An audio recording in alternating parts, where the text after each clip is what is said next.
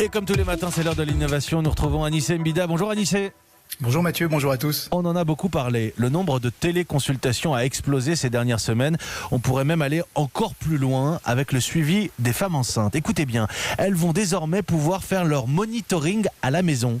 Oui, et c'est autant une question de confort que de désengorgement des hôpitaux, parce que vous savez qu'en fin de grossesse, on est amené à faire de nombreux allers-retours vers la clinique ou l'hôpital pour avoir un suivi.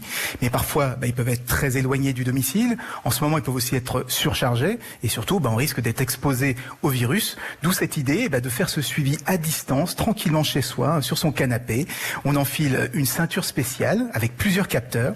Ils vont enregistrer les mouvements du bébé, les battements de son cœur, ceux de sa mère, et envoyer le tout en temps réel au gynécologue ou au médecin traitant. Comment ça marche ? On achète la ceinture soi-même ou est-ce qu'elle est fournie par le médecin ?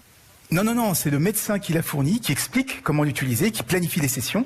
Donc ça reste en fait un rendez-vous classique, sauf qu'il s'effectue à distance et qu'il n'y a pas besoin de se déplacer.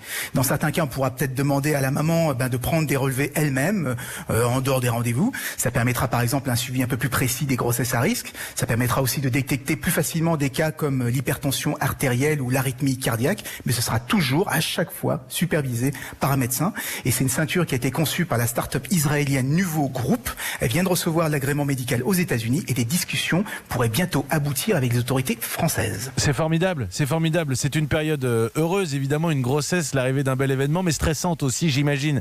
J'imagine les femmes enceintes et les futurs papas en ce moment avec cette période de coronavirus. Merci de les rassurer aussi ce matin, Anissé Mbida, avec l'innovation comme tous les jours, après le journal de 7h. Bon réveil à tous. Europe 7h19 sur Europe 1, Le Monde Bouge, Axel de Tarlet. On va parler des assurances et l'édito de Virginie Fulpin. En ce moment, quand on regarde Instagram, on prend du poids. Oui, tout le monde cuisine. À tout de suite.